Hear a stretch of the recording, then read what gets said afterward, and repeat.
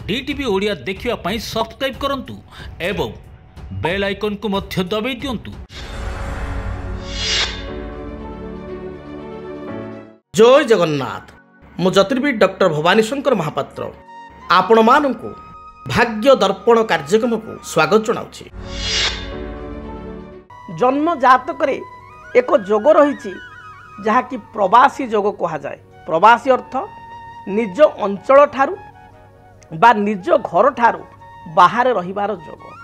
कर्म क्षेत्र को नहीं हो, चाकरी को नहीं हो बा आपणकर व्यवसाय को नहीं हो, बहु व्यक्ति विशेष जोटा कि पैतृक जन्म स्थान बा पितांकर जो स्थान पितांकर घर से जगह को छाड़ी से मानकु बाहर रहिबा को पड़ी थाए।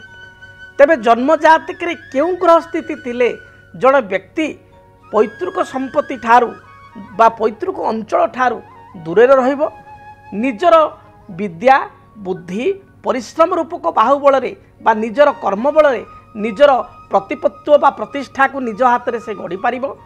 एवं विशेषकर जो आज आलोचना जे प्रवासी जोग, प्रवास रे अर्थात दूर स्थान रे घर ठारू दूर रहिबो। प्रवास अर्थ कहले केवल या नुह जे विदेश रे इंडिया बाहर भारत बाहर ता नुह, भारत बाहर मध्य एई जोग कार्य करिवो एवं घर ठारू दूर रे जो रहिबार जोग ताको कहा जाय प्रवासी जोग। जदि आपण को जन्मजात करे आपण को जन्मकुंडली आपण मान निज जन्मजात को देखंतु दयाकरी। जदि आपण घर ठारू दूर रे अछंती बा आपण दूर को जीवा पई चाहुचंती आपण को जातक को देखंतु। जदि आपणकर जन्मजात करे मेष घरे चंद्र अछंती अर्थात आपणकर मेष राशि, ताहले सुनिश्चित आपण घर ठारू दूर को हुए तो 25 वर्ष पर, हुए तो 32 वर्ष पर, हुए तो 38 वर्ष पर, हुए तो 40 वर्ष पर घर ठारू आप दूर को जीवे बा दूर रहिबे। प्राय आप देखिए मेषराशि व्यक्ति विशेष प्रवासी होता 99% मेषराशि लोक घर ठारू दूर रे थांती बा पैतृक अंचल ठारू दूर रे थांती। जदि आपण को जातक शुक्र मन रखंतु शुक्र ग्रह जातक कर्कट घरे अछंती अर्थात कर्कट स्थान रे अछंती, कर्कट राशि रे अछंती। जदि शुक्र मकर राशि रे रहिचंती आपण जातक आपणकर जेकोसी राशि हो, आपण जेकोसी लग्न रे जन्म ग्रहण करंतु केवल मेष ठारू मेष सब कालपुरुषर 1, मेष पर वृष, वृष पर मिथुन, मिथुन पर कर्कट, सिंह, कन्या एभली आपण राशि चक्र।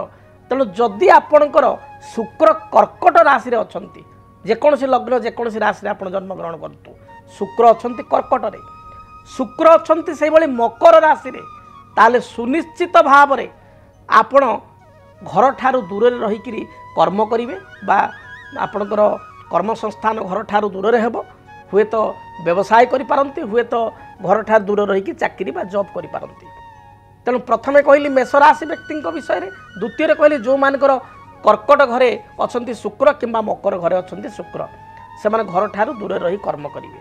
तो 3 नंबर पॉइंट जो मानकर सिंह राशि रे रहिचंती शनि, जेकोसी लग्न हो पारे आपंकर जेकोसी राशि हो पारे जाए आसे नहीं, सिंह रे रहिचंती शनि, कुंभ क्षेत्र रहिचंती बा कुंभ राशि रहिचंती शनि सिंह रे किंबा तार अपोजिट हाउस, सिंह र अपोजिट हाउस कुंभ, कुंभ रे रहिचंती शनि, ताहले मध्य आपण घर ठारू जन्मित स्थान ठारू दूर रे आपण रहिबे, दूर रे चाकरी करिवे बा कर्म करिवे।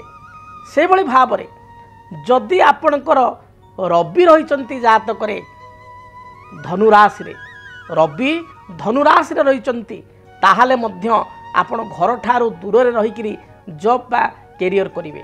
तेणु आपको जो कथा गुड़िक कहली चुंबक कहि मेष रे अछंती, जदि आपण जेकोसी लग्न रे जन्म होता जेकोसी राशि आपंकर होता ही पारे, चक्र को देखंतु, जातक को देखंतु।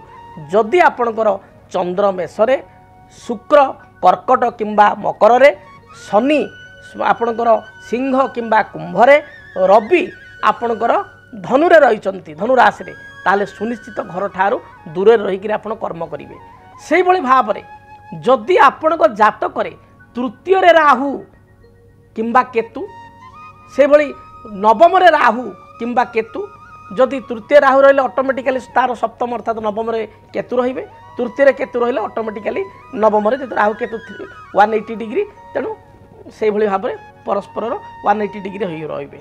जदि तृतीय बा नवम रे राहु केतु अछंती ताहले मध्य आपण घर ठारू दूर रहिबे। एवं सुनिश्चित विदेश जोग अर्थात पूरा भारत बाहर को आप सुनिश्चित रहिबे।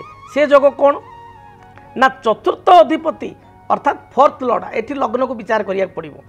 फोर्थ लॉर्ड जदि जातक फोर्थ हाउस ठारू 12th 8 किंबा आपणकर 10th हाउस रे अछि एवं आपणक जातक रे ए ग्रह गुड़िक मध्य अछंती जो जो ग्रह कहली जो जगार ताले सुनिश्चित भाव में आपण विदेश रे बा घर बाहर रही आपण कर्म करेंगे।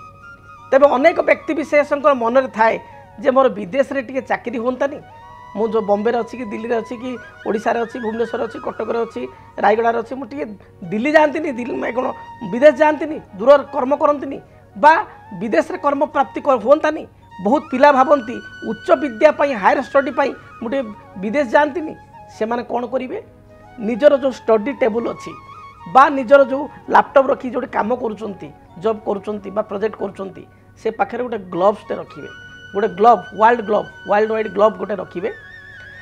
वर्ल्ड वाइड ग्लोव देखिए से डाहाण पटे टेबुल रखंतु देखिए या द्वारा बहुत शीघ्र आपड़ जदि फॉरेन रे ट्राई करुँच जॉब पाइका कर्म पाइका ताल निश्चय आप फॉरेन को आपणकर कर्म हो सहित आपण पारदरे तैयारी गोटे गणेश आपण निज स्टडी टेबुल उपरे बा पाखे रखंतु। या द्वारा मध्य आपण को विदेश रु कर्म प्राप्ति पाई ऑफर आसीबो बा विदेश रे उच्च विद्या प्राप्ति पाई आपण जिवे। ये वास्तुशास्त्र हिसाब रे एक सरल टिप्स याकू करंतु। जदि आपणक जीवन रे व्यक्तिगत पारिवारिक समस्या, कर्मक्षेत्र नियुक्ति, वैवाहिक समस्या, वास्तु दोष एवं माली मकदमा आदि समस्या थाए ताहेले समस्यार समाधान और परामर्श पाई आमकु जोगाजोग करंतु। ज्योतिर्विद doctor Bhavani Shankar Mahapatra, Budheswari colony, plot number 26, Bhubaneswar. Phone number 9776833302 9439444924।